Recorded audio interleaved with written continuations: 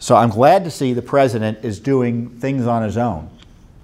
Today or this week, he announced that he was withdrawing or taking back or pulling the security clearance of John Brennan, the unhinged, Trump-hating CIA director under Barack Obama.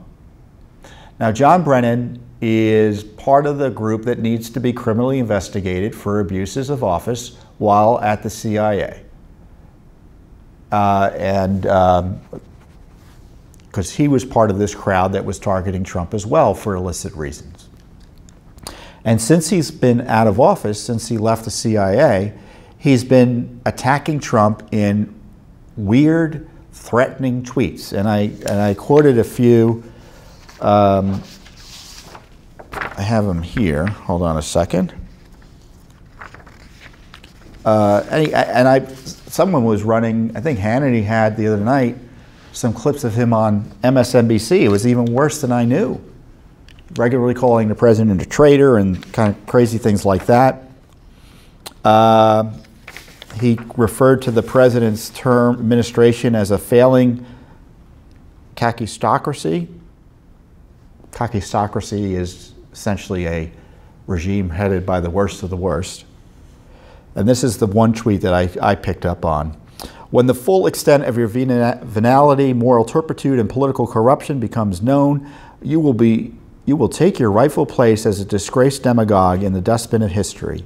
You may scapegoat Andy McCabe, he's defending the alleged criminal Andy McCabe, but you will not destroy America. America will triumph over you. Why would a CIA director, even a retired one, write stuff like that? And that sort of animus shows you why it's easy to understand, or it shows you how it should tell you what was behind the spying on Trump. This sort of craziness. Now, not only, and it's not just about what he's saying that shows that he doesn't deserve the public trust that comes with a security clearance, but he's alleged to have spied on the Senate and lied about it while he was CIA director for Obama. And of course, Judicial Watch has sued the CIA repeatedly about some of Brennan's activities, if not specifically, but what the CIA was doing on his watch with respect to Spygate and other things. And we just sued him earlier, I think we sued him in June, or the CIA in June, because it was disclosed that he likely leaked the dossier, the infamous dossier created by Christopher Steele and company, Fusion GPS, who were all working for the Clinton campaign. Well, he used that campaign document, put the CIA stamp on it, and briefed Harry Reid. And Harry Reid, according to a book, who is then the Democratic leader of the Senate, he's now out of the Senate, he basically got the impression, the strong impression, that Brennan wanted that secret information, because the dossier at the time was secret, at least the CIA version of it. Reid got the impression that Brennan wanted it leaked. So what did Reid do? Being the dutiful partisan, he typed it up in a letter and sent it out, and it became public. So we're suing about his communications with Mr. I have to drop my paper here. So we're suing for his communications with Reid. We're suing for basically collusion with the Democrats in the Senate to get after Trump through leaking this dossier.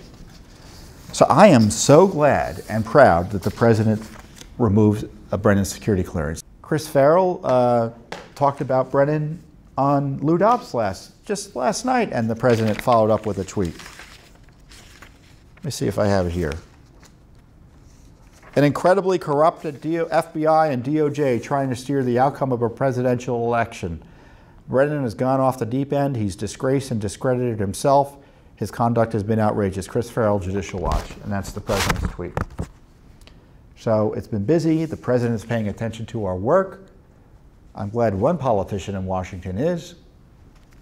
Pretty important one.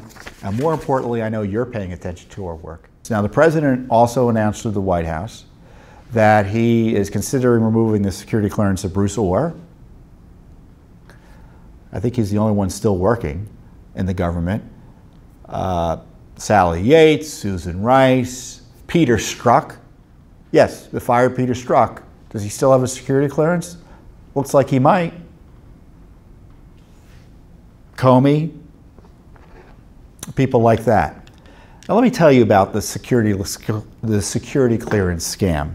The deep staters are all aghast that the president removed Brennan's security clearance. Brennan doesn't deserve a security clearance. It's a privilege. It can be removed any time. Anytime there's credible, derogatory information, you can have your security clearance removed. And why does he need it? If you're a government contractor that needs access to classified information, you should get a security clearance. If you work for the government, you should get a security clearance.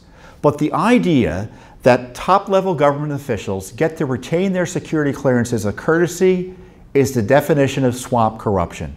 To say the phrase courtesy security clearance is to refute it. It's inherently corrupt.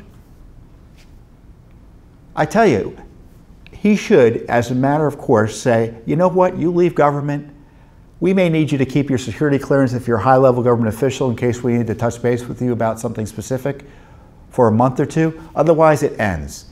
The only reason people like John Brennan keep security clearances as courtesies, it's like a title. They get to use it to burnish their resumes and add value to their advice, meaning make money. You, the American people, don't benefit from it. And when Brennan has a security clearance and he's out there calling the president a traitor, it makes it look like he has classified information he's basing that on. That's why these folks are invited on TV, in part because of their connections, because of the idea they've got security clearances. Now, Michael Hayden, who's been very critical of President Trump, unfairly in my view, says, well, I don't get classified briefings. Then why does he have a security clearance? It's a risk to give people security clearances who don't use them or need them. It's a risk. It's a national security risk. And I tell you, the president's firing of Comey was a great anti-corruption move, and the president's decision to pull back the dishonest Brennan security clearance was a brilliant anti-corruption move as well, and he should be applauded for it. And I'm not blowing smoke in the president's ears. I don't agree with everything the president says or does. Who does? That's true for any president. But when a president when any president takes anti-corruption moves, we're going to applaud them. And when they're not doing what they should do, we're going to say they should be doing more and they need to move faster. So he follows up with this by pushing for the release of records. That would be even better, which is what he should do. The president should do. But it's good for the country that Brennan no longer has a national security clearance. The fact that he did was a risk to national security. And the deep state's reaction to it shows you just how corrupt the deep state is. I think you had all these former top-level officials in the intelligence establishment sign a statement attacking Trump for taking away his security clearance. To me, that's further proof as to why it should have been done. The deep state got all together and complained that one of their own lost something they never had a right to begin with. I mean, Judicial Watch knows the security clearance business. We've represented whistleblowers who've been punished as a result of blowing the whistle, and they get their security clearances removed like at the drop of a hat. You have a former CIA director credibly accused of lying to Congress, the concerns about him leaking information, and he's out there suggesting he's got dirt on the president, showing that he's a traitor and he colluded with the Russians when in fact he didn't. Security clearance should have been removed long ago. Remember Susan Rice? She has a security clearance. The Benghazi liar, why does she have a security clearance? Thankfully, she's on the list that President Trump is considering removing the security clearances, the list of people that the president's considering removing the security clearance from.